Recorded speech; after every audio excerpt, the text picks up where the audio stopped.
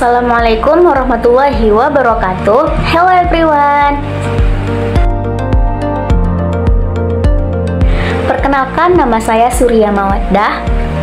Arti dari nama saya Surya itu diambil dari kata surya dalam bahasa India, dan secara filosofis artinya adalah matahari yang melambangkan cahaya. Dan Mawaddah itu diambil dari kata bahasa Arab yang artinya kasih sayang, cinta, dan keharmonisan. Sehingga Surya Mawaddah itu bisa diartikan sebagai cahaya kasih sayang. Saya berasal dari Desa Ujung Tanjung, Kecamatan Tanah Putih, Kabupaten Rokan Hilir, Riau. Yang paling saya sukai dari tempat asal saya adalah vibes-nya, baik itu jalanannya, makanannya, ataupun lingkungannya. Itu yang paling saya sukai karena itu tidak akan bisa tergantikan di daerah manapun saya berada. Kegiatan favorit yang saya lakukan di waktu luang itu adalah saya sangat suka sekali menonton film ataupun drama, ya, baik itu drama Korea, China, Thailand, dan Indonesia tentunya. Alasan saya memilih prodi ilmu komunikasi adalah karena saya tahu komunikasi itu adalah ilmu sepanjang hidup. Bahwa apapun pekerjaannya, bagaimanapun situasinya, semuanya memerlukan komunikasi. Bahkan dalam kehidupan sehari-hari pun begitu. Nah, saya ingin menjadi seseorang yang menguasai ilmu berkomunikasi yang baik. Saya adalah orang yang cinta akan ilmu, dan saya juga suka berbicara kepada orang banyak. Maka memilih prodi ilmu komunikasi dapat menghantarkan saya pada cita-cita ataupun tujuan saya, yaitu ingin menjadi seorang dosen dan membagikan banyak ilmu kepada orang lain. Pencapaian pribadi yang paling berkesan bagi saya itu adalah ketika saya duduk di bangku sekolah seperti SD, SMP, SMA, saya bisa menyeimbangkan potensi akademik dan non-akademik, di mana saya bisa tetap stabil mempertahankan juara kelas dan sambil mengikuti berbagai lomba non-akademik. Salah satunya saya pernah mendapatkan juara ketiga Lomba Pidato Bahasa Indonesia di Balai Bahasa tingkat Provinsi Riau. Saya pernah mengikuti organisasi siswa intrasekolah atau OSIS di bangku SMA selama 2 periode. Nah, periode pertama saya menjabat sebagai sekretaris 1 OSIS, dan periode kedua saya menjabat sebagai ketua bidang pengembangan akademik. Tujuan saya mengikuti mata kuliah ini adalah tentunya untuk menggali ilmu bagaimana saya bisa menjadi seorang praktisi PR yang baik, dan bagaimana saya bisa mengembangkan ability to communicate yang saya miliki sebagai modal dasar untuk pengembangan diri saya. Harapan saya dalam proses belajar di kelas ini adalah terciptanya lingkungan belajar yang positif, di mana antara pengajar dan yang diajar itu saling menghargai satu sama lain. Nah, dengan begitu, ilmu bisa diterima dengan mudah dan baik. Yang ingin saya capai selama kuliah ini tentu saja saya ingin menyerap sebanyak-banyaknya ilmu, kemudian relasi, supaya bisa mengantarkan saya ke kehidupan yang baik. Karena saya percaya bahwa orang yang menuntut ilmu itu akan diangkat derajatnya oleh Allah Subhanahu wa Ta'ala. 3 hal yang menjadi kelebihan utama saya itu, yang pertama adalah saya orang yang bertanggung jawab. Contoh kecilnya, tanggung jawab saya sebagai mahasiswa, di mana setiap tugas yang diberikan, saya selalu mengerjakannya sendiri dan tidak melemparnya ke orang lain. Karena saya menganggap bahwa saya sudah memilih kuliah dan tugas itu adalah amanah dan saya wajib untuk menjalankannya. Kemudian yang kedua adalah saya orang yang pantang menyerah. Walaupun saya selalu dihadapi dengan situasi yang sulit, saya tidak pernah menyerah. Saya selalu yakin dengan firman Allah bahwa bersama kesulitan itu pasti ada kemudahan, dan itu yang membuat saya bangkit seburuk apapun situasinya. Kemudian yang ketiga adalah saya orang yang percaya diri dalam hal ketika tampil di depan banyak orang. Nah, rasa percaya diri itu muncul karena sering diasah untuk tampil di depan banyak orang mulai dari saya kecil sampai saat ini. Saya merasa paling percaya diri di saat saya mampu menguasai apa yang seharusnya dikuasai. Ketika kita memahami atau menguasai sesuatu yang akan kita hadapi, maka rasa percaya diri itu akan muncul dengan sendirinya. Untuk apa? Untuk mendorong kita supaya bisa lebih maju dan berkembang. Saya memiliki beberapa keterampilan akademik dan non-akademik yang dikuasai. Contohnya, jika di bidang akademik, saya pernah mengikuti beberapa lomba olimpiade dan cerdas cermat sampai ke tingkat provinsi. Dan di bidang non-akademik, saya sering tampil membaca puisi, berpidato, menyanyi, kemudian membuat dan memainkan drama. Yang paling saya nikmati ketika belajar itu adalah saat saya bisa sharing ilmu dengan teman saya. Nah, dengan sharing ilmu itu bisa membuat lebih paham dan ilmu itu lebih lengkap diingatan, dan itu sangat menyenangkan menurut saya. Aktivitas yang menurut saya paling cocok dengan bakat saya adalah tampil di depan banyak orang. Tampilannya disesuaikan dengan bakat yang saya punya, seperti main drama misalnya, atau berpidato, berpuisi, ataupun bernyanyi. Saya pernah mendapatkan pengakuan atas bakat atau kemampuan yang saya miliki. Pada saat perpisahan SMA, saya terpilih sebagai salah satu siswa berprestasi. Nah, pada saat itu prestasi saya yang diumumkan adalah sebagai juara kelas, juara cerdas cermat tingkat kabupaten, juara lomba pidato tingkat provinsi, peserta Olimpiade Sains dan Bahasa Inggris dari Universitas Brawijaya, dan lulus jalur SNBP di UIN Suskaryau. Nah, dari hal itu saya mendapatkan penghargaan seperti sertifikat dan piala. Dan dari situ juga banyak guru, teman, dan orang tua yang memberikan apresiasi atas pencapaian yang saya dapatkan. Nah, sehingga itu membuat saya merasa dihargai dan termotivasi untuk terus melakukan yang terbaik ke depannya. Cara saya memprioritaskan antara pencapaian akademik dan non-akademik itu adalah dengan tidak menyepelekan salah satunya. Saya menganggap bahwa pencapaian akademik dan keterampilan non-akademik itu adalah dua hal yang sama pentingnya dalam mengembangkan diri. Nah, sehingga saya harus bisa menyeimbangkan antara keduanya. Hambatan utama yang saya hadapi adalah kurangnya support dari lingkungan sekitar. Kebanyakan orang itu hanya menjudge tanpa tahu bagaimana proses yang dilalui. Nah, tapi begitulah kehidupan. Orang lain itu hanya akan peduli ketika kita sudah berhasil mencapai tujuan kita tanpa tahu bagaimana perjuangan yang kita lalui. Nah, yang perlu kita lakukan adalah kita tidak perlu mengambil hati bagaimana perlakuan orang lain kepada kita. Cukup fokus pada tujuan yang ingin dicapai dan selalu yakin selagi kita di jalan yang benar, Allah pasti bantu memudahkan urusan kita. Hal yang paling sulit saya lakukan saat ini adalah hidup mandiri, jauh dari keluarga, teman, dan kampung halaman saya. Karena saya 17 tahun hidup dekat dengan keluarga, teman, dan menetap di kampung halaman, dan ketika saya berangkat merantau untuk kuliah, saya agak kesulitan untuk melakukan semuanya sendiri. Dalam hal berteman pun saya juga kesulitan. Saya belum bisa menerima sepenuhnya untuk berteman dengan orang baru di dunia perkuliahan. Karena beberapa sifat teman-teman yang saya temui itu membuat saya culture shock. Sangat berbeda jauh dengan sifat teman-teman yang ada di kampung saya. Dan itulah yang membuat saya masih susah beradaptasi di lingkungan yang baru ini.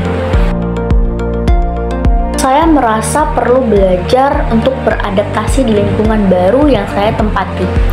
Saya perlu belajar perlahan untuk menyesuaikan diri dimanapun saya berada. Karena jika tidak demikian, selamanya saya akan menjadi seorang yang tidak mau menerima situasi dan kondisi dimanapun saya berada.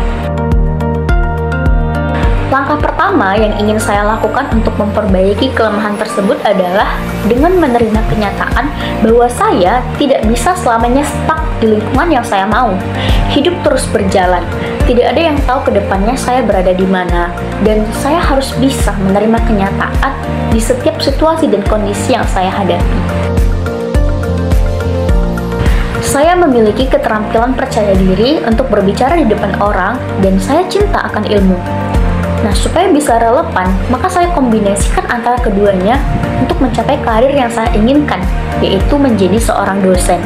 Nah, dengan menjadi seorang dosen, saya tidak hanya bisa mengembangkan ability to communicate saja, tetapi juga bisa memberikan ilmu yang bermanfaat bagi orang lain. pertama yang saya ambil adalah tentu menggali ilmu terlebih dahulu. Saya akan menyelesaikan pendidikan saya, dan setelah itu baru saya bisa mencapai tujuan dan cita-cita saya. Saya memanfaatkan internet dan buku untuk belajar dengan cara mencari informasi yang relevan dan terpercaya. Misalnya kalau dari internet, biasanya saya membaca artikel, jurnal, menonton video yang bersifat edukasi, ataupun memanfaatkan AI untuk mempermudah pembelajaran. Sedangkan dari buku, biasanya saya membaca dengan fokus untuk memahami isinya. Dan jika ada hal yang kurang jelas, maka saya akan mencari penjelasan tambahan di internet. Jadi saya menggabungkan kedua sumber tersebut untuk bisa mendapatkan pemahaman yang lebih lengkap. Ibu saya adalah sosok di balik inspirasi saya dalam mengembangkan potensi diri. Karena ibu adalah orang yang tidak pernah menyerah dengan keadaan apapun, sehingga itu membuat saya ingin terus mengembangkan potensi diri tanpa menyerah sedikit pun. Saya selalu termotivasi dari sebuah quote yang mengatakan bahwa tidak ada perjalanan dan usaha yang sia-sia. Dan saya mempercayai hal itu, karena saya yakin Allah itu maha adil. Jadi saya akan terus berusaha untuk belajar saat ini, walaupun ada pahit manisnya. Tapi saya yakin, pahit manis itu akan terbayar dengan suatu hal yang indah yang sudah menanti di depan sana. Saya memotivasi diri dengan menerapkan pepatah Jepang, Nana Korobi Yaoki, jatuh 7 kali, bangkit 8 kali. Artinya apa? Artinya, meskipun saya menghadapi banyak kegagalan dan rintangan, yang terpenting adalah saya selalu bangkit dan berusaha. Karena tidak semua kegagalan itu buruk. Kegagalan adalah bagian dari proses, dan saya yakin bahwa tidak ada orang yang bisa berhasil tanpa melalui sebuah proses. Kelebihan utama yang saya miliki adalah saya pantang menyerah. Tentu saja hal itu mendorong saya untuk menjadi pribadi yang terus mengusahakan sesuatu dalam mengembangkan diri. Kelemahan saya adalah saya orang yang panikan, terutama saat sesuatu itu diberitahu secara mendadak. Dan yang perlu saya perbaiki adalah dengan belajar menjadi pribadi yang lebih tenang lagi dalam menyikapi berbagai hal. 3 nilai hidup yang paling penting bagi saya adalah, yang pertama, jangan pernah meninggalkan sholat. Jangan pernah lupa kewajiban kita sebagai hamba. Sesibuk apapun kita, pahamilah bahwa apa yang kita miliki di kehidupan ini itu adalah milik Allah yang maha segalanya. Yang kedua, jangan pernah menunda pekerjaan. Karena semakin ditunda, maka pekerjaan itu akan semakin menumpuk dan itu membuat diri menjadi malas. Dan yang ketiga, jadi bermanfaat untuk orang lain. Saya yakin ketika saya bermanfaat membantu orang lain, maka Allah akan mempermudah urusan saya. Selain dari pepatah Jepang tadi, saya juga termotivasi dari firman Allah dalam Al-Quran, surah Al-Insyirah ayat 5 dan 6, yakni bersama kesulitan ada kemudahan. Saya selalu percaya bahwa apapun rintangan yang saya hadapi, pasti bisa saya lalui. Karena sesungguhnya Allah tidak akan membebani seorang hamba di luar batas kemampuannya. Tokoh inspiratif saya adalah baginda Rasulullah SAW. Karena Rasul adalah seorang tauladan yang sangat mulia bagi umat muslim di seluruh dunia. Beliau adalah sosok yang tidak pernah menyerah dalam menyebarkan dan mengajarkan agama Allah walaupun banyak rintangan dan kesulitan yang dihadapinya.